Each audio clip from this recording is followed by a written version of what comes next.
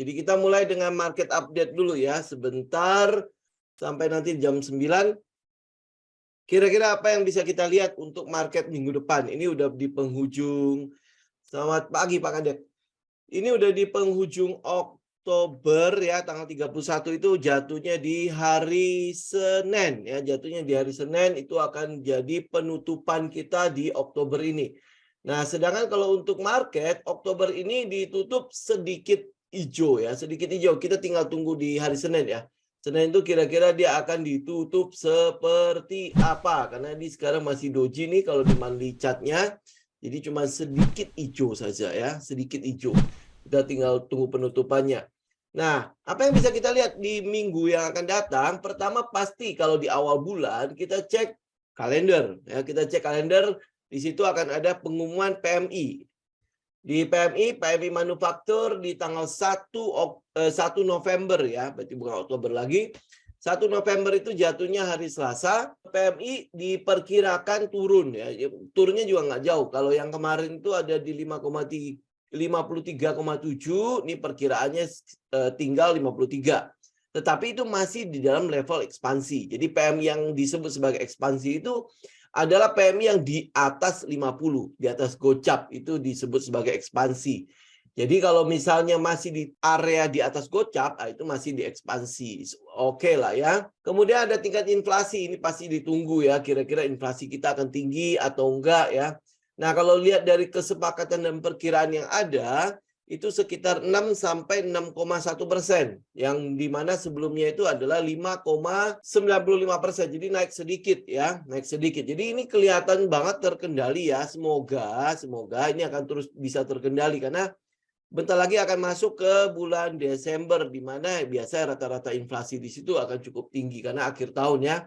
Di situ ada liburan akhir tahun ya, jadi udah kelihatan banget ada foya-foyanya di situ. Ini yang teman-teman mungkin bisa lihat. Kemudian ada tingkat kunjungan wisatawan. Ini udah pasti naik banget ya. Di mana sebelumnya itu naik sampai 28.000% lebih. Ya, jadi diperkirakan kenaikannya itu masih akan terjadi. Jadi ini kenaikannya mungkin masih akan ada di sekitar 10.000% lebih. Ini wajar ya. Kenapa? Karena kita udah sempat dikurung sekian lama ya. Ini dalam tanda petik loh ya, dikurung ya. Dikurung sekian lama. Jadi euforia untuk pergi healingnya itu gede banget. Ya, itu besar banget. Jadi oleh sebab itu makanya mereka, ya itulah euforia banget lah. Saya yakin banget teman-teman pasti sudah punya planning untuk akhir tahun ini kan. Mau kemana, semua mungkin tiket-tiket sudah pada beli. Ya, udah mulai pesan-pesan lah. Kalau enggak, harganya udah lumayan, naiknya juga udah lumayan tuh. Nah, habis itu tanggal 4 November itu ada pengumuman cadangan devisa, di mana cadangan devisa diperkirakan ya turun sedikit. Kemudian ada tanggal 7 November, berarti ini semua di minggu depan ya. 7 November itu ada laporan PDB, ya PDB, di mana kalau PDB US kemarin itu kan sudah tidak negatif ya, jadi setelah dia 2 kali berturut-turut dan kemarin itu ditutup positif, wah 2,6%. Jadi market seakan-akan seperti euforia gitu. Wow, resesi secara teori ya, secara teoritis, secara textbook itu tidak terjadi di US. Wow, ini mungkin sebuah effort, sebuah usaha dari The Fed itu mungkin menghasilkan sesuatu di sana. Apakah nanti inflasinya juga akan ikutan turun? Karena kalau kita lihat ya, memang ada kecenderungan inflasi juga sudah mulai peak lah ya di US sana. Karena yang tertinggi itu kan ada di sekitar 8, sekian persen, 9,1% ya, 9,1% untuk di US market. Jadi itu udah cukup tinggi. Nah, kenaikan inflasi di US itu kemarin kan salah satu sebabnya itu adalah soal minyak ya, soal minyak dan komoditas lainnya. Jadi kayak kentang lah di sana kan, kentang lah, keju lah, segala macam itu kan naik. Nah, sekarang udah berangsur-angsur turun. Jadi kita mulai lihat ada usaha dari The Fed itu udah mulai ada efeknya lah ya di situ ya. Dan kita juga mulai melihat pasar itu mulai mengharapkan The Fed itu udah mulai agak-agak tidak terlalu agresif. Karena kita juga menunggu dari The Fed itu sekitar tanggal di November juga sekitar tanggal 3 kalau tidak salah ya. Coba kita lihat sebentar pengumuman suku bunga tanggal 3, betul. Tanggal 3 November pengumuman suku bunga The Fed. Jadi itu masih diperkirakan masih akan naik 75 basis poin. Ya, kalau 75 basis poin ya berarti masih cukup agresif ya. Nah, pasar mengharapkan dengan nanti pengumuman inflasinya kapan? Pengumuman inflasinya akan dilakukan tanggal 10 November. Jadi kalau inflasinya turun, inflasinya mulai terkendali lah. Kita nggak bilang turun dulu ya. Mulai terkendali, nah di situ mungkin pasar mengharapkan The Fed itu mulai agak-agak tidak seagresif 75 basis poin, 75 basis poin gitu loh. Ya, nah kalau The Fed udah mulai agak kendor, biasanya indeks dolar itu juga mulai akan lebih terkendali, tidak seliar yang terjadi saat ini. Ini kan sekarang US dollar itu sangat-sangat kuat ya. Kalau teman-teman lihat indeks dolarnya lah, lihat sendiri ya. Oh ya, sebelum kita lanjut ya, mungkin buat teman-teman yang di Instagram, tolong siapkan laptop atau mungkin seenggak-enggaknya nanti tinggal buka chat. Jadi bisa itu ya, bisa kita analisa bareng-bareng, bisa kita lihat bareng-bareng chatnya ya. Karena di Instagram itu saya nggak bisa nge-share chat, kecuali teman-teman nanti pergi ke YouTube ya, karena setelah ini kan akan diupload di YouTube juga. Nah, kita balik lagi ke komposit kita ya, indeks harga saham gabungan kita. Apa yang kita lihat di situ? Jadi indeks masih di situ-situ aja. Jadi mungkin ya setelah dia naik dari sejak 14 Oktober ya sampai kemarin itu dia naik dan dia membentuk kayak box gitu ya. Jadi setelah dia break dari resistennya, di resisten yang ini nih 6.900 sampai 7.000 itu kan, setelah dia breakdown itu kan berarti jadi resistennya kan. Nah, dia membentuk box di situ. Itu moga-moga adalah sebuah sinyal yang cukup bagus untuk dia ngelanjutin trend. Ya, semoga seperti itu. Karena laporan-laporan keuangan akan terus keluar ya. Kemarin itu untuk finance sudah selesai. Nah, kita mungkin nanti kita sedang menunggu itu adalah sektor energi ya. Mungkin yang batu bara nih yang sedang saya tunggu juga. Harusnya ada kejutan nggak di situ? Karena PTBA lumayan ya, pendapatannya lumayan, labanya lumayan, ITMG juga labanya lumayan. Cuma mungkin kalau PTBA itu labanya turun karena mungkin ada kenaikan pada biaya operasional atau apa. Teman-teman bisa cek itu. Tetapi dari beberapa saham-saham batubara yang sudah memberikan laporan keuangan, rata-rata cukup bagus. Ya, rata-rata cukup menggembirakan lah. Jadi kita berharap emiten-emiten batubara yang lain juga akan seperti itu ya. Oke, karena ini market update, kita akan coba lihat ya sektor-sektor mana yang bisa kita perhatikan untuk kedepannya. Ya, ini ada 11 sektor di indeks harga saham gabungan. Ini kurang lebih dari non-cyclical sampai ke basic material ya. Kita akan lihat satu-satu. Nih teman-teman bisa lihat kalau di non-cyclical memang ini udah mentok ya, udah ada mentok-mentok plafonnya di sekitar 742. Teman-teman bisa lihat nih. Di 742 ini udah 742 itu sudah terjadi di tanggal 15 Oktober yang lalu 2021 malah. Tahun lalu ya, 2021 Oktober. Jadi dia mentok tetapi udah sempat breakout. Jadi udah membentuk high yang baru nih sebenarnya. Jadi apa yang kita lihat dari sektor non-cyclical, ini ada peluang terjadinya pullback di sana. Ada peluang terjadi pullback. Jadi ada beberapa memang saham yang sudah juga naik cukup tinggi, kayak misalnya Mayora, ya saham-saham lain, kayak ICBP juga baru break ya. Ya ICBP baru break, ya mungkin masih ada peluang ada kenaikan di sini. Jadi tinggal kita perhatikan aja. Oke, cuman dia udah naik, udah lumayan lah. Jadi kalau buat teman-teman yang sudah ada di dalamnya, kita tinggal follow the trend. Tinggal aktifkan trailing stop. Jadi contoh, kayak saya udah di Mayora kan. Jadi udah saya tinggal ikutin trend. Mungkin teman-teman sempat terkejut dengan Unilever kemarin, sempat ARB kan. Ya, kalau dilihat dari laporan keuangan, memang masih cukup bagus kok. Laporan keuangannya biasa-biasa saja. Maksudnya ya masih ada peningkatan. Itu sebenarnya udah cukup bagus untuk Unilever. Jadi mungkin sentimennya adalah di penarikan produk-produk yang di US marketnya. Ya kita justru nggak tahu apa yang sedang terjadi di Indonesia, apakah juga akan ditarik. Di situ ada cukup banyak tuh produk-produknya, kayak sabun Dove, ya Dove ya Dove. Terus habis itu Tresemme, itu yang semprotan rambut segala macam itu ditarik dari US ya, dari market US nih. Kita nggak tahu di Indonesia akan berdampak apa enggak. Teman-teman tinggal cek ya, apakah produk-produk itu dibuat di satu tempat, terus habis itu disebarkan untuk dijual di seluruh dunia, atau setiap negara memiliki pusat produksinya sendiri. Tapi tentu ya bahan bakunya kan biasanya dari satu tempat nih. Nah, teman-teman tinggal cek, itu biasanya pasti akan ada efeknya lah. Tetapi kalau lihat dari teknikal, sebenarnya kemarin itu dia udah sempat breakdown kan, udah sampai gap balik kembali ke base sebelumnya. Jadi ini yang ini nih yang kita tunggu kan. Pertama kan di sini kalau dia breakout, kalau teman-teman belum punya barang, teman-teman bisa ikut. Kalau teman-teman sudah punya barang, tinggal trailing stop ya, tinggal trailing stop. Nah kalau ini dia gap down setinggi ini harusnya udah pasti kena trailing stop teman-teman. Ya kalau dia udah kena, syaratnya cuma satu, teman-teman harus keluar dari situ. Kita nggak butuh konfirmasi ini itu dulu. Ini kenapa ya Unilever ya? Ini kenapa ya gini ya? Teman-teman tinggal action, bikin apa? Bikin sesuai dengan trading plan. Kalau memang dia udah kena, ya sudah keluar. Nah ini ada satu informasi dari Pak Sidik. Yang ditarik itu adalah dry shampoo-nya. Itu jarang dipakai di Indonesia. Nah, kalau ini adalah sebuah reaksi yang berlebihan, ini bisa jadi nanti dia akan kembali rebound kembali karena gapnya juga cukup jauh ya. Jadi apa yang teman-teman lakukan kalau teman-teman kemarin sudah keluar, tungguin dia break aja 5.400 ya, baru habis itu teman-teman ikut. Kalau lihat dari sektor non cyclicalnya, ini mungkin sekalian menjawab banyak yang nanya ya. Ya ini kalau lihat dari non cyclicalnya ini kan semacam seperti pullback di situ ya, semacam pullback di situ setelah dia naik. Ini naiknya udah lumayan ini dari sini sampai ke situ kan. Jadi kalau dia ada pullbacknya sebenarnya adalah sesuatu yang wajar. Ini mungkin ada yang sudah gerah dengan profitnya, dia mau taking profit segala macam. Ini adalah pilihan mereka. Jadi mereka ada yang mau turun dulu, udah dianggap sampai mungkin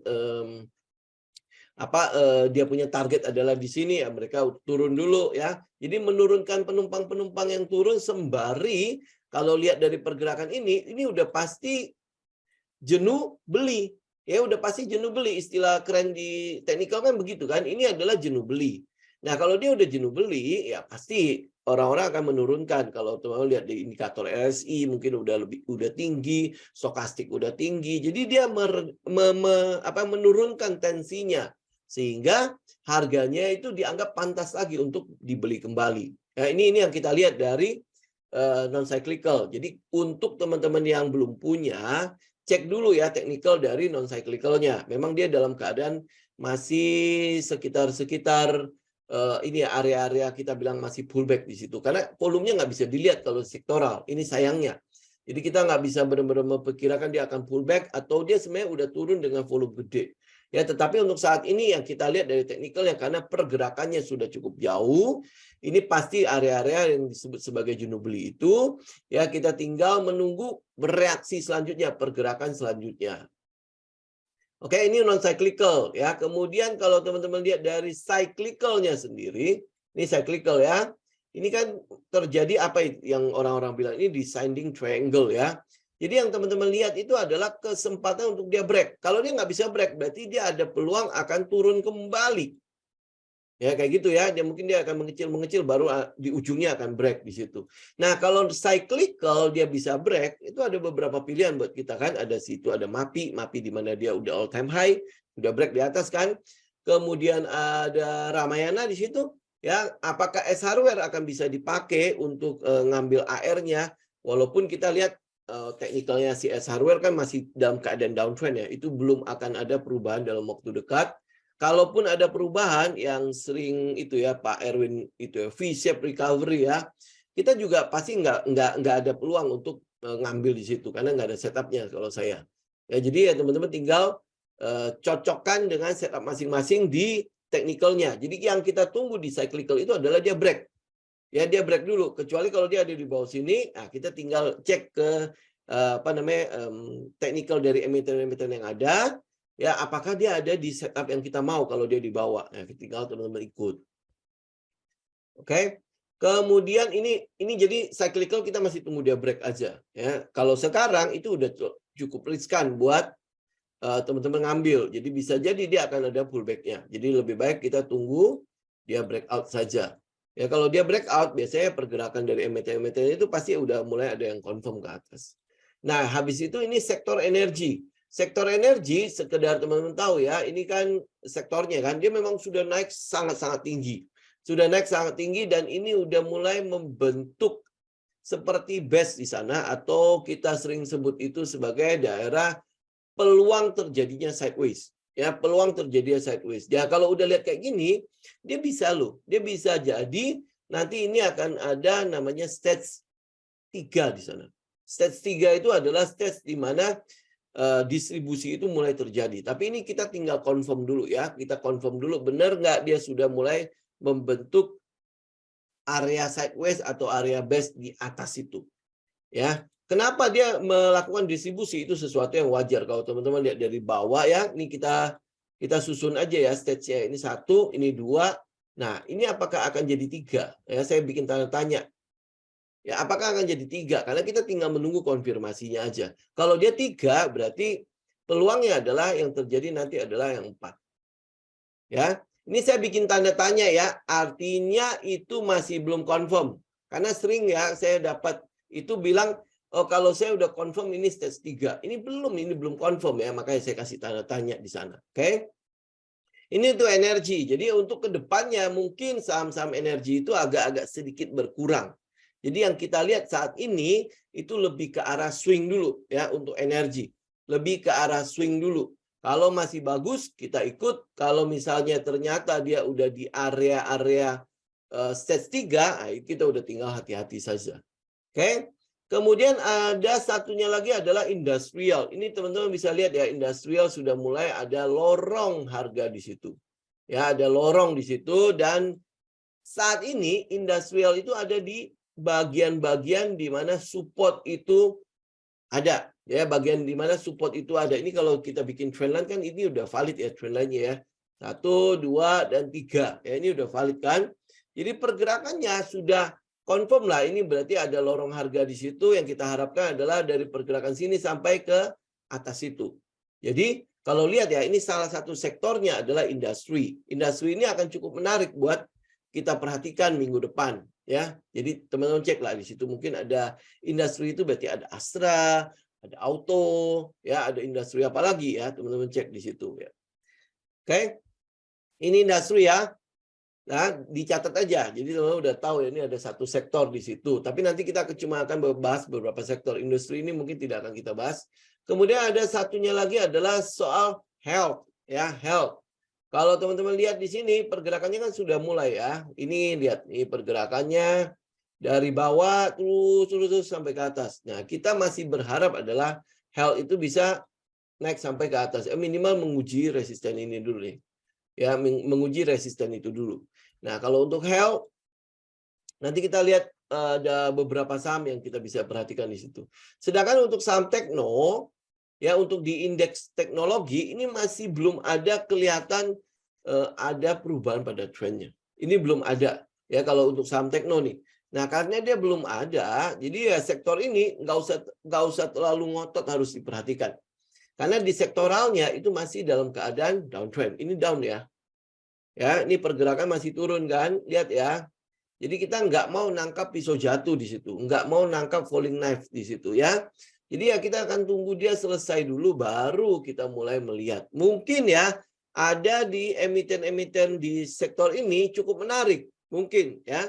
Tetapi ingat, indeks itu saling mengkonfirmasi. Itu sebuah teori kan. Indeks itu saling mengkonfirmasi. Jadi kalau misalnya sektoralnya itu masih tidak terlalu mendukung, ya belum tentu pergerakan dari si emiten itu akan berlangsung lama. Ya kalau bagus ya paling teman-teman bisa pakai itu untuk swing. Tapi akan berbeda kalau seandainya dia bisa break trendline ini nih. Ya break trendline yang sedang terjadi sekarang. Jadi ini dari high yang di IG ya, IG teman-teman tinggal cek nih high yang terjadi di 9 Agustus 2021. Cek di sektoral untuk teknikalnya ya. Kemudian ada high lagi di sekitar tanggal 12 Oktober 2022. Teman-teman kalau tarik trendline itu ketemu tuh trendline-nya.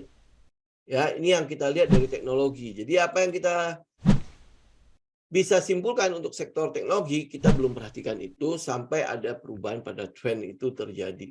Ya, kemudian next adalah sektor properti. Nah, ini sektor properti ini agak-agak anomali ya, di mana saham-saham di mana suku bunga sedang dinaikkan cukup tinggi, dia bergerak nih, dia bergerak.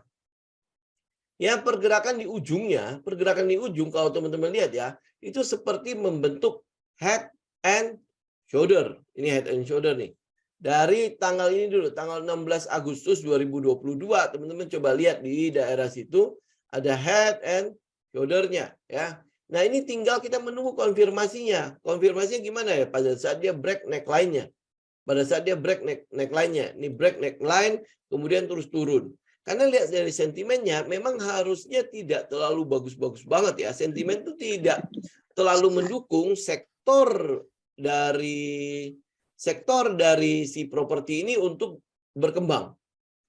Ya, sektor dari properti ini tidak terlalu mendukung untuk dia berkembang ya. Oke. Nah, itu yang teman-teman lihat untuk properti. Jadi karena sentimennya, karena katalisnya tidak terlalu bagus, jadi ya otomatis ya kita tidak terlalu memperhatikan si properti dulu ya. Walaupun mungkin kalau teman-teman lihat dari trend yang IKN, ada di situ ada CTRA yang sudah menyatakan komitmen untuk mungkin mengembangkan area IKN ya. Jadi dia akan ada sebuah area yang sudah dibeli sama dia untuk mengambil dan mengembangkan kompleks di sana. Kemudian ada satunya lagi adalah Meta. Meta itu sudah mulai memberikan komitmen juga ya, Meta. Tapi ya teman-teman tinggal lihatlah perkembangannya bagaimana ke depannya, terutama di teknikal-teknikalnya ya. Apakah ini cuma buat merespon laporan keuangan yang saat ini bagus, Q3 bagus, jadi merespon itu orang bilang apa ya, buat keluar barang kemudian habis itu caw mereka ya, bisa jadi seperti itu. Oke. Nah, sektor selanjutnya itu adalah infrastruktur. Infrastruktur teman-teman lihat itu ada triple bottom di situ. Ada triple bottom ya. Benar ya, yang saya bulatin itu triple bottom itu kalau teman-teman lihat di IG, kamera HP-nya boleh diarahkan ke layar cat, agak susah Pak. Ya, saya minta maaf, itu kita udah pernah coba, nggak kelihatan juga ya. Jadi nanti kalau misalnya, makanya teman-teman tinggal buka aja cat, saya arahkan kalau teman-teman mau lihat tampilan catnya, teman-teman nanti bisa ke YouTube ya, YouTube. Nanti saya sedang mencoba untuk nanti bisa live nggak di YouTube juga ya.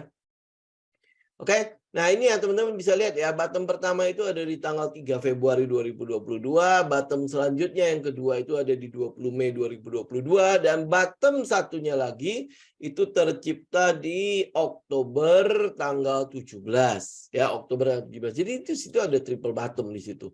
Apakah triple bottom ini menunjukkan bahwa dia akan terus bergerak? Nah, teman-teman tinggal cek sentimen apa yang akan mendasari infrastruktur. Ya, di infrastruktur untuk di sektor ini kita lihat pertama itu ada konstruksi di sana. Ya, infrastruktur sekarang konstruksi itu udah ada di sektor infrastruktur ya. Jadi bukan di properti lagi, teman-teman. Oke? Ya, di sektoral yang barunya indeks harga saham gabungan, sekali lagi konstruksi itu sudah masuk ke dalam sektor infrastruktur ini. Nah, di dalamnya juga ada sektor telekomunikasi. Jadi ini teman-teman kalau misalnya perhatikan ini pasti dia ada trend di daerah situ. Ya, kalau trendnya menguat, ini mungkin dia akan terus naik. Makanya triple bottom ini mungkin akan menjadi konfirmasinya. Ya, kita tinggal menunggu nih. Nanti kita lihat ke emiten-emitennya, technical emitennya. Ya. Terus habis itu kita masuk ke sektor finance. Tadi kita udah bilang ya, industri ya, sektor ini boleh teman-teman perhatikan, health teman-teman masih bisa perhatikan. Kemudian yang satunya lagi adalah infrastruktur. Jadi udah ada 3 sektor yang teman-teman bisa perhatikan ya untuk minggu depan ya. Nah, untuk finance sendiri teman-teman bisa perhatikan juga sekarang itu dalam keadaan mentok nih di plafon. Ini kalau saya tarik trendline ya. Trendline-nya adalah dari tanggal 28 April 2022 buat yang di IG ya. Terus habis itu titik satunya lagi adalah tanggal 15 September 2022. Itu kalau kita hubungkan, maka teman-teman akan dapat titik ketiga itu tercipta di tanggal 25 Oktober. Setelah itu, pada 25 Oktober itu, teman-teman bisa lihat itu ada evening star. Ada pattern evening star di situ. Ya, tandanya apa? Tandanya ada peluang terjadinya koreksi pada sektor finance ini. Ada peluang koreksi di situ. Setelah laporan keuangan semua sudah keluar ya, BCA bagus, BBRI bagus, BBNI bagus, BMRI bagus, terus habis itu saham-saham apa lagi ya, BNI juga bagus, itu saham yang dibilang second liner lah ya, itu juga bagus ya. Nah, setelah laporan keuangan keluar, ya banyak yang mengalami profit taking di situ, termasuk BDMN. Ya, BDMN kemarin akhirnya saya kena trailing stop saya, jadi saya keluar. Ini untuk BDMN ya. Oke, jadi untuk si sektor finance-nya ada peluang terjadi koreksi di sana. Jadi kalau dia ada peluang untuk terjadi koreksi, ya artinya ya lu jangan terlalu berharap-harap banyak di sektor finance untuk 1 minggu ke depan. Ya, kecuali dia breakout. Kecuali ini turun membentuk low, kemudian dia breakout dari high yang terjadi sebelumnya. Ya, tetapi ini kalau teman-teman lihat ya, ini sebenarnya udah cukup valid untuk trend line-nya udah 3 di situ. Kemudian sudah ada pattern candlestick di sana. Ini ada namanya evening star. Ya, evening star itu adalah bintang sore ya, matahari sore. Ya, kalau matahari sore berarti sudah mau waktunya terbenam. Ini kalau pattern ya. Pattern kalau dia nongol di sekitar resisten itu menjadi sesuatu yang teman-teman harus perhatikan. Ya, kalau dia pattern nongolnya di tempat-tempat yang nggak ada artinya, ya udah nggak usah diperhatikan. Oke? Ya, jadi no finance ya kita sementara hindarin dulu. Nah, oke.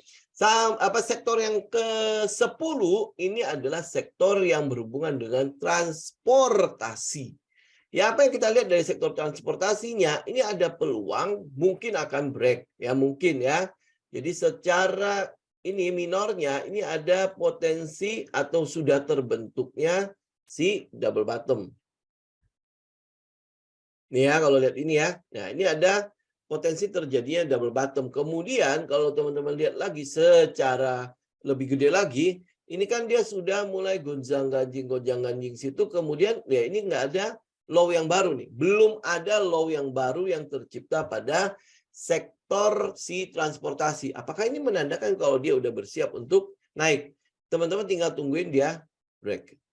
Ya, break trendline itu apakah cuman akan menyentuh trendline itu kemudian turun lagi? Ya, terus mungkin dia akan membuat triple bottom lagi baru mulai break. Ya, ini tinggal teman-teman tungguin. Tetapi kemarin itu ada sebuah saham yang memang sudah kita tungguin tuh ya.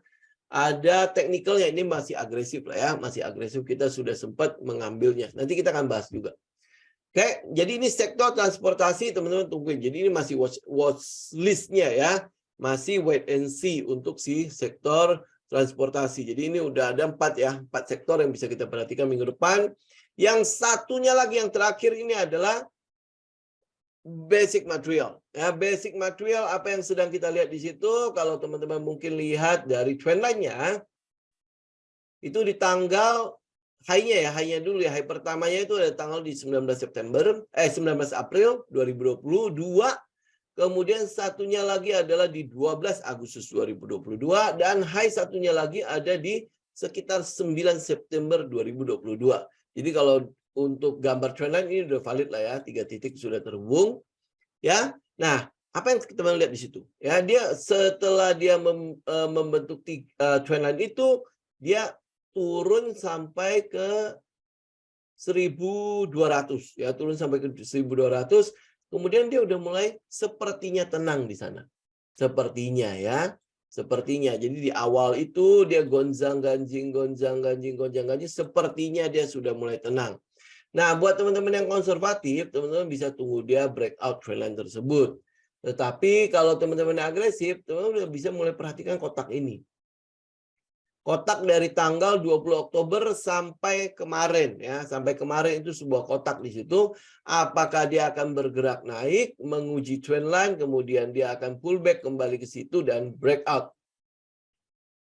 Ya, jadi ini sebuah sinyal awal buat teman-teman yang agresif untuk basic material. Nah, kalau lihat dari sektor-sektor yang ada, tadi kan saya sebut ya, sektor yang bisa teman-teman perhatikan adalah industri, health, terus habis infrastruktur, transportasi, dan basic material. Ini adalah sektor yang teman-teman bisa perhatikan. Nah, saham-saham yang bisa teman-teman lihat pada sektor-sektor itu, yang juga sempat kita sudah bahas di topik-topik yang minggu ini dan minggu sebelumnya, ini adalah beberapanya ya. Misalnya di basic material itu ada SMGR. Basic material itu ada SMGR di situ ya. Kalau teman-teman lihat SMGR, ini adalah sebuah area yang sedang dicoba untuk ditembus nih. Saya kalau isi warna merah ya. Nah, tuh lihat ya warna merahnya itu adalah sebuah area yang paling tingginya itu untuk resistennya di sekitar 7.700.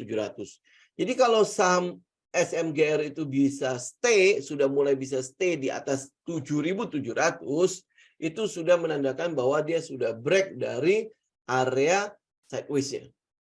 Ya, sideways yang kita sering sebut itu sebagai stage 1. Ya, nah apa yang terjadi setelah dia break stage 1 berarti akan berlangsung stage 2. Stage 2 itu adalah stage di mana markup itu terjadi. Ya, markup itu terjadi. Dia kita masih menunggu nih SMGR itu untuk beraksi di area uptrend-nya. Ya, karena dia sebenarnya udah mulai uptrend kan dari sini nih. Dari tanggal 2 September ya, dia udah membentuk higher high, high low ya. Di sini yang kita sebut sebagai LPS, kemudian nanti di sini adalah SOS-nya. Nah, ini tinggal menunggu break SOS-nya. Ya, begitu SOS-nya udah break, ini berarti udah start. Ya, start perjalanan. Ini haltenya lo ya. Ini halte. Jadi kalau dia udah siap jalan, ya udah tinggal jalan. Berarti lu jangan kejar lagi. Ya, memang pergerakannya ini lelet gitu aja ya. SMGR itu memang terkenal dengan keleletannya lah. Jadi ya buat teman-teman yang agak-agak agresif, karakternya pengennya meletup-letup ya, mungkin ikutin SMGR itu agak-agak membosankan. Ya. Oke.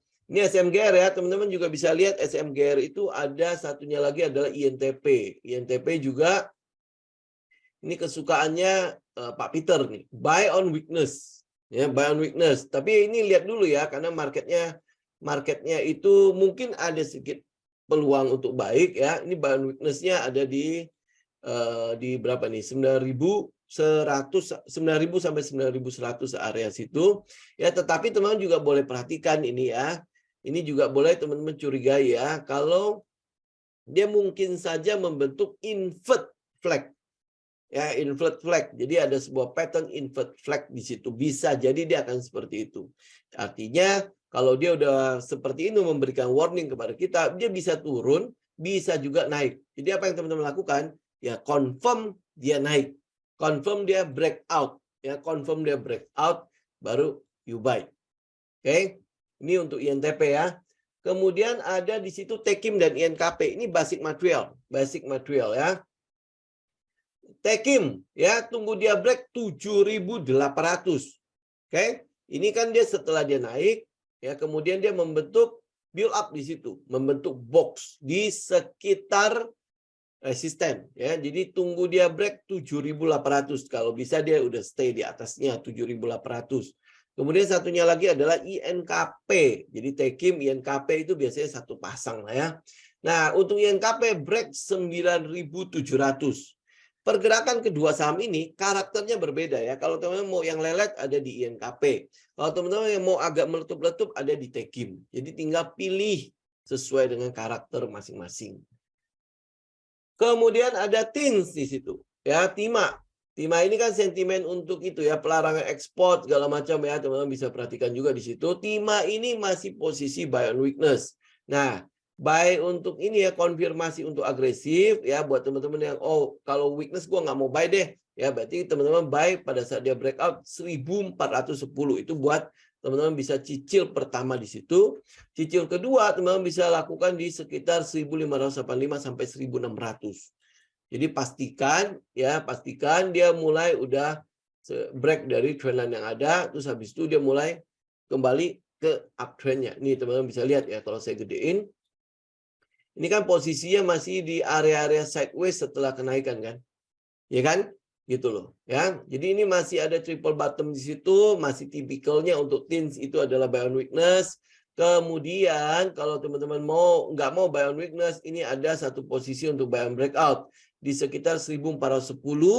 Nah, buat teman-teman mau swing saja, swing ya, kita masih bisa incar di area sekitar 1.500 sampai 1.585 sampai 1.600. Ya, ini untuk TINS.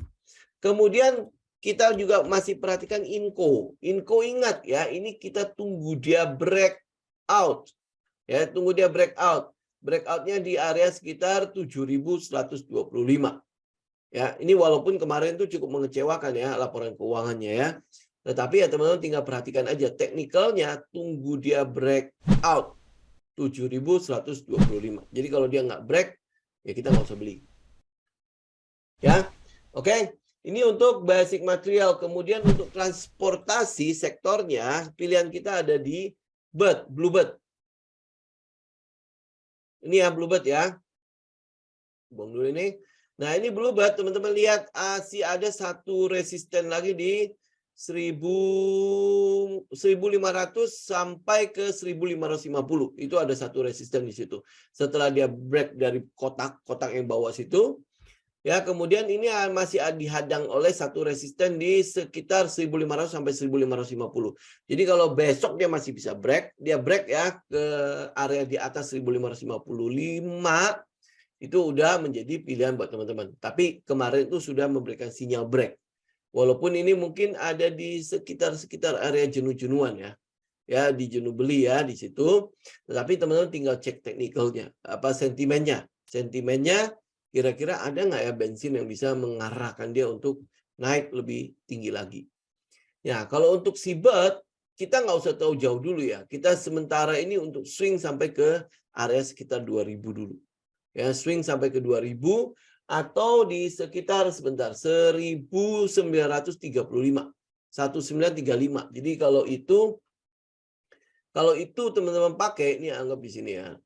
Ya, terus habis itu trailing stopnya ini kurang lebih ada di 1/3-an ya.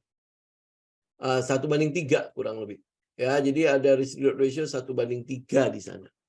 Ya, hanya swing doang untuk sampai ke atas karena saya nggak tahu apakah teman-teman punya informasi tentang Bird, sentimennya si Bird, karena kalau saya cari-cari belum ketemu nih apa yang mendasari perubahan si Bird itu. Memang dari sisi fundamentalnya kita memang melihat ya kembalinya pendapatan si Bird itu ke zaman sebelum pandemi.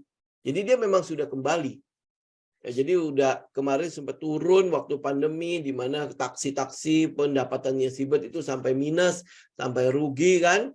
Dia bertahan. Nah, sekarang mulai dari Q4 sih, Q4 tahun lalu, Bird itu memang sudah kembali untung ya, kembali untung, Q1 untung, Q2 untung, Q3 kemarin juga untung. Ya, jadi kita lihat ya ada perubahan pada fundamental mereka di mana mereka sudah mulai kembali lagi ke kinerja sebelum terjadinya pandemi. Ini Bird ya. Jadi makanya pilihan kita untuk saat ini itu masih di Seabird untuk transportasi ya. Kalau teman-teman suka yang lain, misalnya ada WH ya. Pak Oi tadi sempat share apa ya, WH kan? White House ya. Teman-teman tinggal cek yang lain. Tapi untuk pilihan saya ini kebetulan karena skornya juga cukup bagus ya untuk Seabird. Jadi kita ambil Bird dulu. Kemudian ada health ya. Health itu kemarin kita sempat rekomendasi adalah Heal ya. Heal ini adalah Medica Hermina nih, Heal. Apa yang kita lihat di Heal ini sudah mulai ada di money spot. Kita sebenarnya cuma tinggal menunggu letupannya saja. Tinggal menunggu letupannya. Ya, setelah gonjang-ganjing sekian lama, dia mulai berhenti. Nah, letupannya itu mau ke atas apa ke bawah? Kalau dia ke bawah, lu jangan beli dong. Ya, tapi kalau letupannya ke atas, itu adalah sinyal buat lu buy. Ini untuk teman-teman agresif.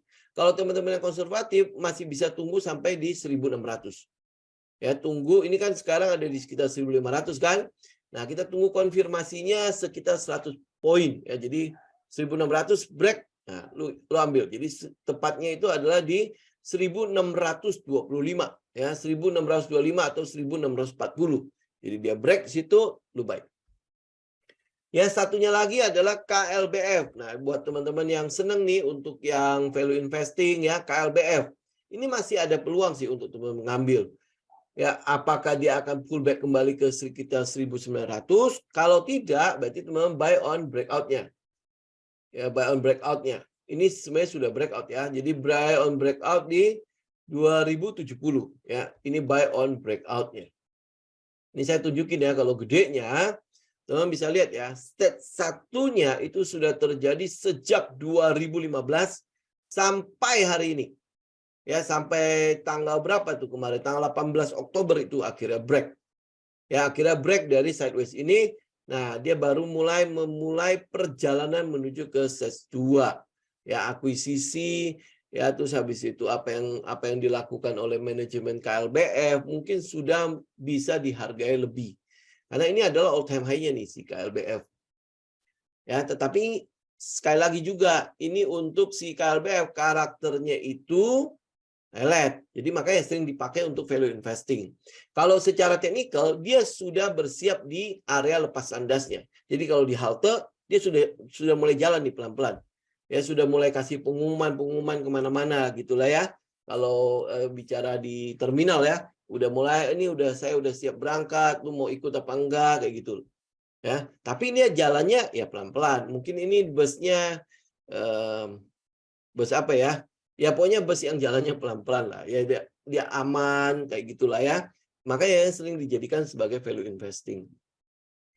Oke, saya pikir itu dulu. Oh ya, satunya lagi adalah infrastruktur. Kalau infrastruktur kita pasti akan lihatnya adalah konstruksi. Cuman untuk konstruksi emiten-emitennya belum confirm. Ya, emiten-emitennya belum confirm. Ini masih periode di mana spring itu terjadi. Spring itu adalah manuver dari market untuk menyapu bersih lah ya barang-barang yang tersisa di situ ya. Kalau lihat dari ADI masih ada right issue-nya, itu tinggal selesai doang di akhir-akhir di awal-awal November. Kemudian di awal Desember itu adalah WSKT. Nah, mungkin setelah right issue dua perusahaan ini selesai, mungkin akan ada pergerakan di situ. Yang kita lihat adalah Wika, PTPP itu udah cukup bersiap di situ, udah wait and see. Mungkin dia berbeda ya dengan si teknikalnya si Adi sama teknikalnya si WSKT, karena si PTPP sama si Wika ini tidak ada corporate action, juga secara teknikal tidak ada springnya di sana. Jadi mungkin saja dia tidak ada spring ya untuk dua saham itu. Ya, dan saham-saham lainnya teman-teman bisa perhatikan di situ ada untuk yang swasta ya. Di situ ada DGIK, ini secara teknikal ya. Di situ ada DGIK, di situ ada namanya ACST ya, kemudian ada satu lagi namanya Meta. Ya, Meta itu yang baru ambil alih tol layangnya si Cikampek itu punya Grup Salim ya. Dan satunya lagi untuk yang telekomunikasi, ini infrastruktur ya. Yang telekomunikasi pilihan kita adalah Friends. Ya, pilihan kita adalah Friends. Yang kita tunggu dari Friends itu adalah dari area sekarang sampai ke sekitar 170 itu ada konfirmasi terjadinya struktur harga. Jadi udah mulai ada namanya higher high, higher low. Nah, bahasanya kita sebut area itu adalah LPS. Ya, LPS sampai nanti akan ada SOS di sana. Oke, jadi ini update-nya kurang lebih seperti itu. Sekali lagi teman-teman ya, untuk saham-saham pilihan ini bukan berarti teman-teman udah nggak perlu lagi melakukan analisa di sana. Jadi lakukan analisa, kemudian bikin trading plan-nya. Ya, kebiasaannya saya adalah kita tidak pernah kasih teman-teman trading plan. Jadi nggak buat masuk di sini, stop loss-nya di sini, TP-nya di situ. Kita cuma mention doang area-area yang menurut kita penting saja, tapi belum tentu penting buat teman-teman. Ya, jadi cocokkan dengan setup teman-teman, cocokkan dengan karakter teman-teman. Saya pikir ini dulu ya teman-teman ya. 1 jam di market update, semoga bermanfaat. Ingat ya, apa yang kita rekomendasikan hari ini, apa yang kita perhatikan hari ini secara teknikal, cocokkan kembali dengan setup masing-masing, dengan karakter masing-masing ya. Jadi semoga itu bisa bermanfaat. Tinggal teman-teman bikin trading plan. Jangan lupa semua persiapan teman-teman bikin dulu. Nah, next nanti Senin kita bisa tempur di mana ya. Kita bisa ngambil posisi-posisi seperti apa. Ya, jadi siapkan dari sekarang. Jadi jangan cuman datang ke pasar cuman lihat mana yang ramai itu yang dibeli ya. Jangan seperti itu. Oke, kita mulai mau berubah. Kita mau bertumbuh dong, kita mau menghasilkan di bisnis ini.